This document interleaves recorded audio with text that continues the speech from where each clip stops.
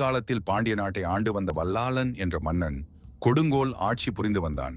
நாட்டு மக்கள் மட்டுமின்றி முனிவர்கள் எல்லோரையும் துன்புறுத்தி ஆட்சி செய்து வந்தான். கணவனுக்கு ஏற்ற மனைவி போல அவனது மனைவியும் மன்னனின் சர்வாதிகார ஆட்சிக்கு ஆதரவாக இருந்தாள். அப்படி ஒரு நாள் வல்லாள மன்னன் காட்டுக்கு வேட்டையாட செல்லும் போது அங்குள்ள முனிவரின் தவக்கோலத்தை கண்டு ஏளனமாய் சிரித்து அவரை அடித்து துன்புறுத்தினான். அதனால் கோபம் கொண்ட முனிவர் வல்லாள மன்னனுக்கு சாபம் வழங்கினார்.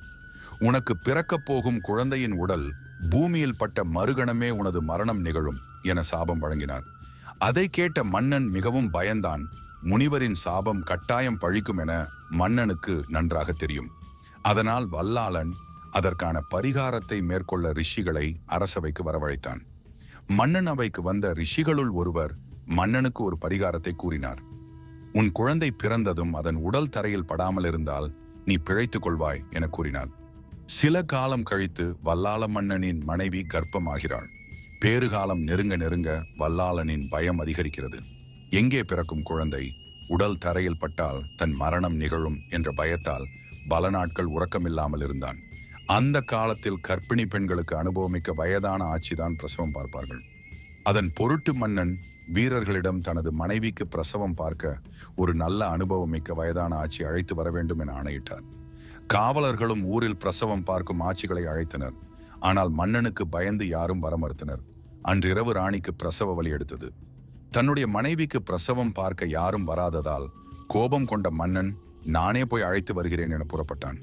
வழியில் ஒரு வயதான மூதாட்டியை கண்ட வல்லாளன் தன்னுடைய மனைவிக்கு பிரசவம் பார்க்க வருமாறு அழைக்கிறான். மூதாட்டியும் வர சம்மதிக்கிறாள்.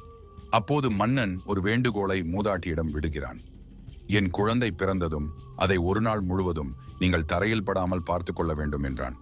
அதற்கு மூதாட்டி மன்னனின் வேண்டுகோளை ஏற்று அதற்கு கைமாறாக தனக்கு பொன் பொருட்கள் தர வேண்டும் என்ற நிபந்தனை விடுகிறாள்.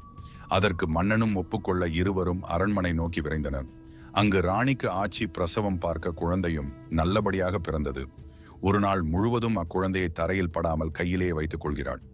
மறுநாள் மன்னன் வந்து குழந்தையை தூக்க செல்கிறான். ஆனால் ஆட்சி அக்குழந்தையை தர மறுத்து தனது கைகளிலே வைத்துக் கொள்கிறாள். மேலும் மன்னனிடம் தனக்கு தர வேண்டிய பொன் பொருட்களை கேட்கிறாள். அதை தந்துவிட்டு குழந்தையை பெற்றுக்கொள்ளுங்கள் என்றாள். அதை கேட்ட வல்லாளன் ஆணவத்தில் சிரித்தான். அதான் ஒரு நாள் முடிந்து விட்டதே, இனி எனக்கு இறப்பே கிடையாது, உனக்கு பொன் பொருட்கள் கிடையாது என கூறி தன்னுடைய வாளை எடுத்து ஆட்சியை கொல்ல பாய்ந்தான். வல்லாளன் வாளோடு பாய்ந்ததை பார்த்த மறுகணமே ஆட்சி மிகுந்த கோபம் கொண்டு காளியாக உருமாறினாள். கோபம் கண்களில் கொதித்தெழுந்து 4 கைகளுடன் உக்கிரமாக மாறுகிறாள் ஆட்சி.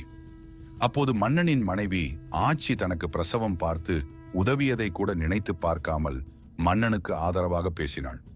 அதை பார்த்த ஆட்சி குழந்தையை ஒரு கையில் வைத்துக்கொண்டு ராணியை தன்னுடைய மடியில் போட்டுக்கொண்டு அவளின் குடலை கொடூரமாக உருவி மாலையாக போட்டுக்கொள்கிறாள். தன் மனைவியை கொன்ற ஆட்சி கொல்ல மீண்டும் வல்லாளன் பாய்ந்தான்.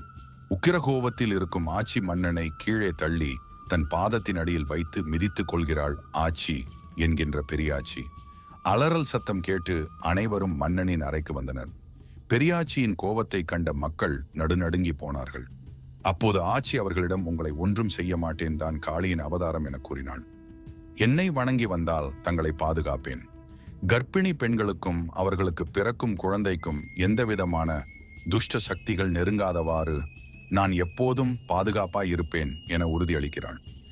பெரியாச்சி அம்மன் பேச்சம்மன் என்ற பெயரில் ஆங்கார ரூபத்தில் நின்று அருள் பாலிக்கிறாள். காளியின் அவதாரமான பெரியாச்சி அம்மனை பெண்கள் தங்கள் பேறுகாலத்தில் வழிபட்டு வந்தால் அவர்களுக்கு எந்த ஒரு பில்லி சூனிய இடையூறுகள் மற்றும் எந்த ஒரு துஷ்ட சக்திகள் நெருங்காது என்பது ஐதீகம். பார்ப்பதற்கு உக்கிரதோற்றத்தில் இருந்தாலும் அவளை மனமுருக வேண்டினால் நமக்கு வேண்டிய வரத்தை அருளிடுவாள் பேச்சம்மன் என்கின்ற பெரியாச்சம்மன்.